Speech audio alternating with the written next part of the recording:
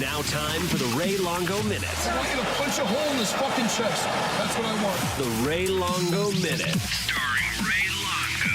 The Jon Anik and Kenny Florian podcast. Ray My Longo. guys. Hey. I Greetings got from your Rio answer. de Janeiro, Raymond. I got your answer for Go ahead. what happens the next fight. Pereira 205, he becomes a double champ. How's that? Oh my God. How's that for matchmaking? What Here's the happens thing: in he that could fight? actually pull that Hey, off. man, He could you know- actually pull that off. Kenny, he's the 100% the favorite in that fight. He's a beast, man. Yeah, he's a beast. He moves I'd up imagine, to 205. I'd imagine, Yeah. and I'd imagine making 185. A guy that big, it must be tiring and brutal to make that weight. At 205, I bet he's comfortable, strong, fast, probably feeling better than he is at 185. Without a doubt. Without a doubt. That's a crazy fight. I mean, and that's a winnable fight for Pereira, which is insane. He becomes the double champ with the least amount of fights ever in UFC history. How's that? How's that? I guess you That's guys crazy. get excited No, about I like it, and I like you're bringing it. And hey, I mean, I don't know if you heard, if you were on, but I talked to Jamahal last night, and he mentioned the name Alex Pereira in the lobby last night after the win. Not that that Love would be it. his first title defense. Not that that would be his first title defense. And let's But also he's not right. forget, I think you guys bring up a good point in terms of Alex Pereira maybe not playing the long game at 185 pounds. I mean, he's much bigger than Glover Teixeira, right? So I do think eventually he's going to move up to light heavyweight, but he has yet to defend the middleweight title. And the Adesanya rematch is lurking. Robert Whittaker could get the inside track if Izzy's not ready, and that belt could be on the line as soon as April. So I don't know. I don't think it's going to be now for Jamahal Hill and Alex Pereira, but I do think there are legs for that matchup. All right, before we get back into UFC 283, Raymond, main event, Merab Dvalishvili fighting Petr Yan. I mean, you just can't stop preparing for this Petr Yan. You just can't fucking get rid of this guy, you know? Yeah, what a huge platform for Merab. I love the 5-round fight. He deserves it. He's done what he had to do to get this fight, and I think I think that's fireworks, man. That's not an easy fight. That's going to be a really, really tough fight. So I like the 5 rounds, though. I always wanted to see Merab in a 5-rounder, just putting that pressure on. So, right. We'll see. Aljo was actually in this weekend, so we were talking about it. But, yeah, it's, at least he's got, his best friend and training partner knows him very well. I think that's a big plus. There's a couple of things, but really, I mean, that's a great fight. I mean, just for whatever reason, for a lot of reasons. Great fight. Yeah, great fight. So, Ray, you texted me during the main event, and you said, come on, John, he's taking triple the damage Lauren Murphy did. So talk to me about the UFC Light Heavyweight Championship fight and ultimately your thoughts, despite John Hackelman's wishes, that the fight did continue after that brutal round 4. Yeah, my point was I was being a devil's advocate. I'm not an early fight stopper.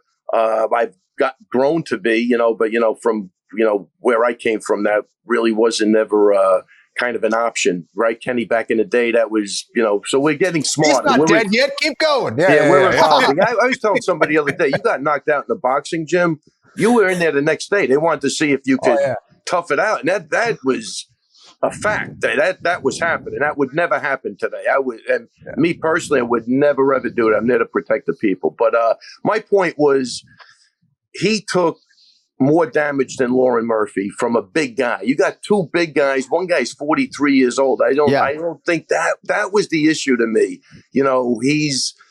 So is it the damage, or was it the fact that we didn't think Lauren Murphy could win that fight at any cost? And we still, look, up until that last second, I thought Glover could win the fight. I mean, you were going like, holy crow, he's going to win the fight. He got the fight down with 4 minutes to go. Like, this is crazy. So I don't know if it was the competitiveness, or is it the amount of damage? That was kind of where I was going. I was just looking to provoke a conversation. Nothing crazy. I'm glad. Okay, got it. I'm glad. I'm not glad, but I'm glad Glover got to go out the way he did. It definitely wasn't a Shogun Rua. That guy fought his freaking balls off.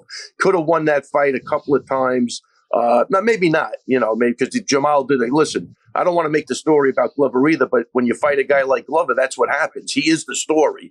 But Jamahal Hill did a fantastic job.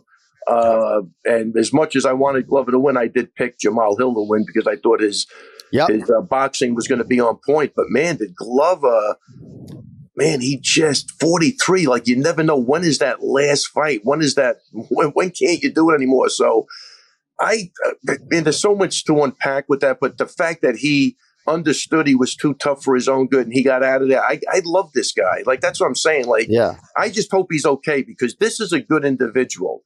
This is a salt of the earth, solid guy who's great for that community up there, doing what he loves to do. So I don't want to see him get hurt, but I am glad he went out the way he wanted to go out. And again, it's a big difference than the way Ruha went out, you know? And I don't know. Like, again, John, there were times in that fight I really thought he was going to submit him or he's going to go for, whatever. It just had the intensity of a great fight. It was a great fight. Yeah. And I know, like, Ken Flo's fight with – like Kenny's fight with Sean Shirk was very bloody and there were some other wars, but, like, Kenny never absorbed even remotely that much damage in a fight, concussive damage, right, Kenny? I mean, like, not even fucking close in any of your fights. Huh? Where are we? Who are you guys? What's going on? Yes. What? Huh? Hey, what are you talking about? What are you talking about? Man, what are you talking about, John? I never even I like chickens and windmills. What are we talking about? You're talking about soccer? My soccer? Never got hit in my life. Crazy. I'll tell you, but you played soccer in college, right? I did. Brutal. I am brutally beaten in the soccer. Were you allowed to do the headers with the ball? I was. I had a big head. I never missed. If you want to listen, I don't want to turn this down negative street, but if you want to listen to something bad about concussions, it was about a soccer player. And the guy, the CTE he was a famous soccer guy in England. It's just, it didn't end up well. It was a horrible story, but it does, that's what I say. These, everything carries its own issues with it. But yeah, no, Glover, you can't say enough about. I was excited for him, and I just hope he's okay because, again, he is a great guy and he doesn't deserve to get banged up like that at all. So yeah. Well, my daughter Riley is no Kenny Florian on the soccer pitch, but she is on two teams. And when I was in Rio, right, one of the bullies on this other team stepped on Riley's toe. And, Riley is my kid who's kind of like the boy who cried wolf. She's pretty dramatic, a little bit of a hypochondriac like her father. So I'm in Rio and she's like, Daddy, I think my toe's broken. I can barely walk up the stairs. And my wife's like, yeah, okay, Riley, right? So sure as shit, right? Displaced fracture of the big toe. She's in a boot for 6 weeks and she's going to miss the whole season. So just a lesson to you parents out there, even if you think your kids are soft, sometimes they might actually break a bone. Yeah, right. So much to get into today. I feel like we're already chasing the clock, and we will have an extended UFC 283 recap coming up later this week. Brian Petrie is going to join us. We'll probably be joined by Santino DeFranco as well. But I want to transition to the flyweight championship if I could.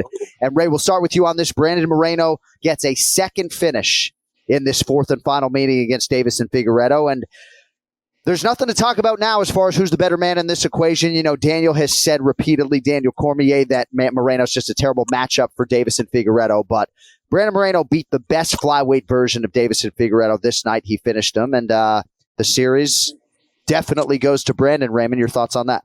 Yeah, look, those guys, unfortunately, they could fight 10 times, and who knows, it's just going to be a great fight every time. But look, Moreno made the changes, right? I love the way he implemented the takedowns right at the beginning. You could see that this fight he fought with his brains and not with emotion. I think he even referenced that somewhere, but man, was he cold and calculated, and I think that was the difference, and he probably could have did that in every fight, but I think he let emotions get the best of him, and he was swinging like a lunatic half the times. And and that was, I don't know. So he did. I thought he was smart, game plan, fight IQ off the charts. Wait a minute, we have a guy now that thinks he's part of the podcast. This is a problem, no? Let's go, Coach. We got some work to do. We got some work to do.